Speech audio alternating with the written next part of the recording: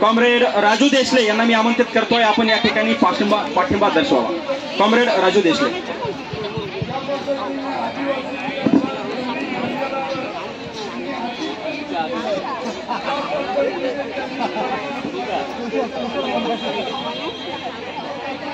महाराष्ट्रातून गावागावातून आलेल्या सर्व भगिनींनो, सातत्याने आपण आंदोलन करून या महाराष्ट्राच्या सरकारला जाग आणण्याचा प्रयत्न करत आहोत। कोणतीही नवीन योजना आली की प्रत्येक योजनेच्या सचिव म्हणून आपलं कौतुक केलं जातंय आणि आता तर सत्कार करायचं काम गावागावात सुरू आहे। लाडल्या बहिणींचं काम खूप चांगलं केलं म्हणून सरकार सत्कार करतंय, तर आपण सांगायला पाहिजे आमचा सत्कार नको, तर आम्ही ज्या मागण्या मागतोय त्या मागण्या पूर्ण करा। तुमचे गुच्छ आणि फुलं देऊन आमचं काही पोट भरणार नाही।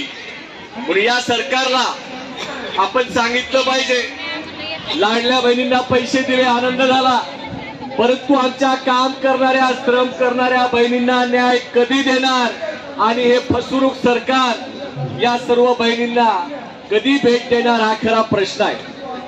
आपण या महाराष्ट्रामध्ये अंगणवाडी सेविका कर्मचाऱ्यांचा अभिमान सर्व कष्टकऱ्यांना आहे। आपण अतिशय कष्ट करून 100 रुपयापासून कामाला सुरुवात करत आजपर्यंत या 35 वर्षामध्ये अनेक संघर्ष केले। आपल्या संघर्ष पाहत अनेक लोक एकत्र आले। असंघटित कामगार असतील, कर्मचारी असतील, नवीन घटक असतील, त्यांना न्याय मिळाला याची सर्वांची प्रेरणा या महाराष्ट्रातल्या 2 लाखापेक्षा अधिक असलेल्या अंगणवाडी कर्मचारी आणि मदतनीस आणि सेविका आहेत। याबद्दल सर्व लढणाऱ्या बहिणींना मी पुन्हा एकदा सर्वांना जय भीम करतो, सगळ्यांना लाल सलाम करतो। आपण लढतात, आपण विजयी होतात, परंतु हा इतिहास आपल्याला पुन्हा एकदा या निवडणुकीच्या पार्श्वभूमीवरती मार्गी लावावा लागेल।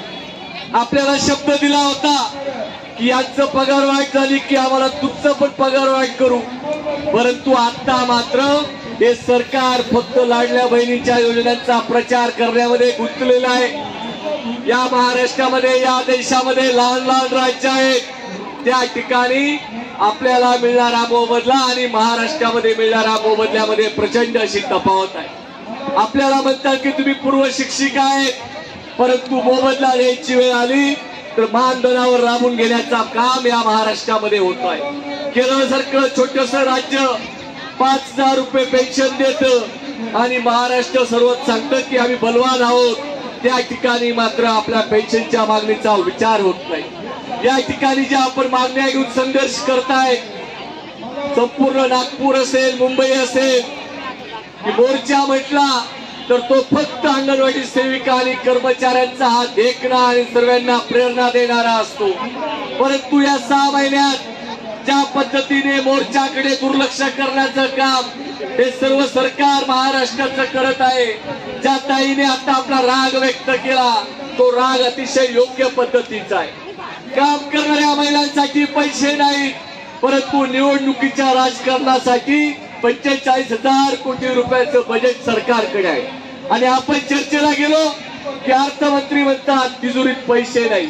निवडणुकीला पैसे आहेत पण काम करणाऱ्या भगिनींना न्याय द्यायला पैसे नाही।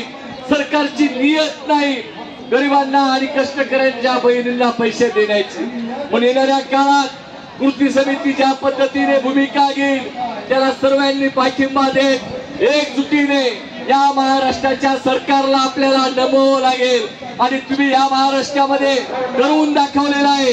जेव्हा जेव्हा अंगणवाडी भगिनी चिडलेला आहे तेव्हा सरकारला मागे जावं लागलंय आणि तुमच्या मागण्या पूर्ण झालेल्या आहेत आणि मला विश्वास आहे की निवडणुकीच्या पूर्वी तुमची मागणी सरकारला पूर्ण करावीच लागेल, अन्यथा त्यांच्या खुर्च्या राहणार नाहीत हे तुम्हाला मी सांगू इच्छितो।